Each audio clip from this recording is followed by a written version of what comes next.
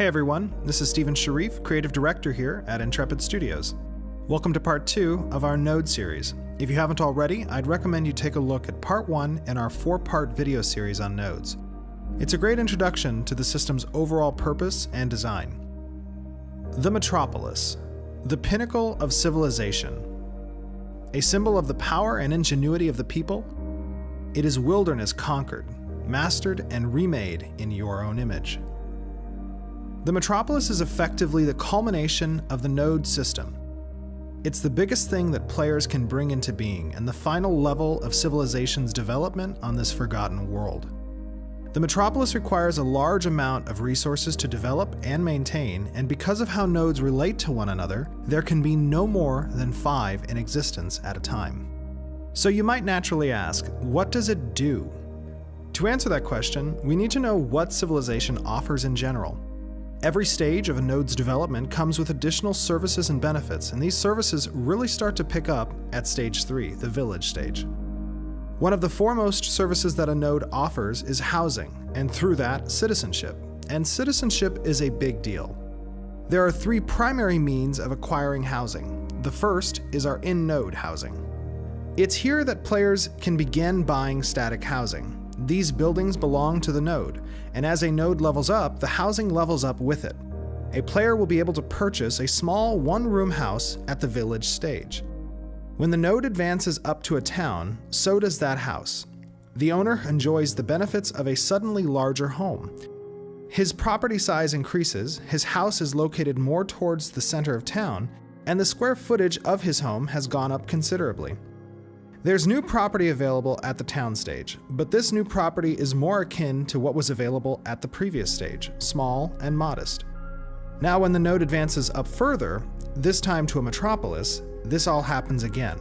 The player's house, already sizable, grows into a mansion. The number of mansions in a metropolis will be the same number of small homes that were available in this metropolis's village stage. Only those houses that existed at the village level will ever become these main street mansions. So effectively at each stage the node advances, you will see the existing homes advance as well. This makes getting in early for a node pretty important and introduces a real estate aspect to owning in-node property. I know what you're thinking, and the answer is yes, you can sell these properties. These in-node housing options are at a premium, and we expect these to be hotly contested.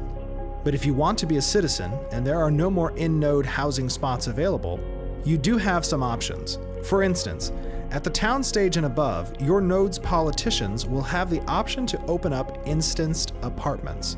These are internal-only spaces which can be decorated to your desire. Different price points will offer different sized apartments, and apartment rentals will also offer citizenship. They won't have external spaces to build out, and they aren't quite as prestigious as in-node housing, but they'll still offer some housing functionality to those who really want to be a citizen of a specific node. The final type of housing available are our freeholds. These plots of property can be built anywhere within a node's zone of influence, and only after a node reaches stage 3. These are sizable plots of land that all sorts of structures can be built on. Inns and taverns, forges, smelters, lumber yards, mills, stables, are all things that you might find on a freehold. These plots of land are where a player can really get creative with their buildings. Because they're built within a node's zone of influence, they grant citizenship as well. The larger the node, the bigger the zone of influence is, which means more freeholds can be built. As you may know, nodes have 4 different types: scientific, economic, militaristic, and divine. These types unlock different buildings at each level of a node's progression, contributing progressively larger benefits at each stage of a node's development. At the metropolis stage, these benefits are so wide-reaching that a scientific metropolis will feel very different from an economic metropolis, and a divine metropolis very different from a militaristic one. Not only will these cities feel different, but the regions these giant cities belong to will feel different as well. Different types of metropolises will have specific ultimate bonuses. For example, a scientific metropolis will offer fast travel to nodes within its zone of influence. This is big because there is very little fast travel in the game. A world with even just one scientific metropolis will feel and act much differently than a world without it. Similarly, an economic metropolis brings world-changing functionality to the table. Normally, markets are local, and players can buy from and sell to only players who are in the same node. Economic metropolises break that convention, and they have the capability to build a market that integrates with all the nodes in their zone of influence, providing for a far larger market than any other metropolis could hope for. Divine and militaristic nodes also break world convention in one way or another. In other words, everything changes once a node reaches the metropolis stage. Along with those benefits, node type also determines the type of government that a node has. The most traditional government comes from the scientific node, which allows the citizens to come together and choose their leaders. The divine type allocates its leaders through service-oriented quests, quests that directly help others and their node, quests that prove their faith and dedication to the node. Economic type governments are run by an elite oligarchy. These positions can be bought and sold, so if you want to rule an economic type node, make sure your coin purse is heavier than your competition. Finally, the militaristic type is ruled by combat.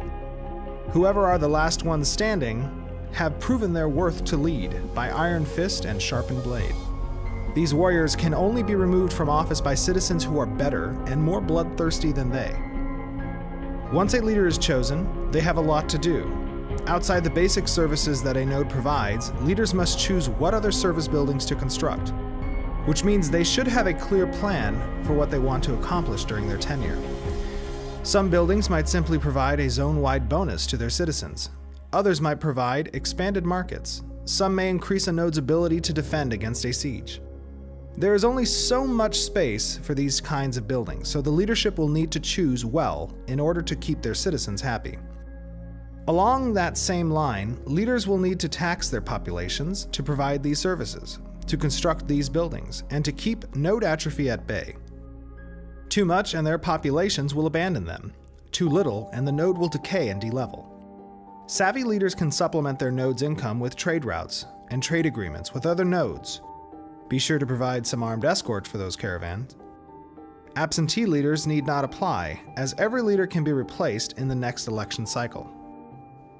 Citizens and only citizens reap the reward of the metropolis, gaining the benefits that their taxes pay for. Additionally, citizens can gain titles according to their position within society. Most of these are reserved for those who have been with the metropolis longest, but latecomers can earn their way to the top with enough effort and guile. Only citizens can participate in government and the different election processes. If their leaders have built marketplaces, citizens can set up shop there by purchasing time from the city and paying taxes on the goods they've sold. In Ashes of Creation, what is built can be destroyed, and metropolises are no different, but we feel that the effort to destroy something must be equitable with the effort to build something. Because of this, the higher level a node is, the more difficult and challenging the task of initiating a siege becomes. That means that sieging a metropolis will be an act of epic and world-shattering proportions. The success or failure of that siege will be written into the history books and likely impact every person on that server. Should it succeed, the metropolis will be deleveled or even destroyed, erasing the global benefits that it once provided, while at the same time opening up the opportunity for another node to take its place. Maybe one of a different type, maybe one led by a tyrant, or maybe none at all. Should that siege fail, that means that the hopes and dreams of the attackers, who should be legion in number, have been thwarted, and the status quo will endure. As I said in the beginning, metropolises are the pinnacle of civilization. They represent this through their size, through their systems, and through their citizens. Their weight is felt across the world, and once one is established, everything will change. For the better or for the worse? Well, that's up to you. I hope you have enjoyed this overview of the metropolis. We have so much to share with you about Ashes during our development. Everyone here at Intrepid Studios is so appreciative of the support that you all have shown us, and it means so much to have you with us along the way. Please subscribe to our social media outlets and make sure to register on our website for updates. Our Kickstarter begins May 1st. We look forward to building Ashes of Creation into the MMORPG that we can all be proud of.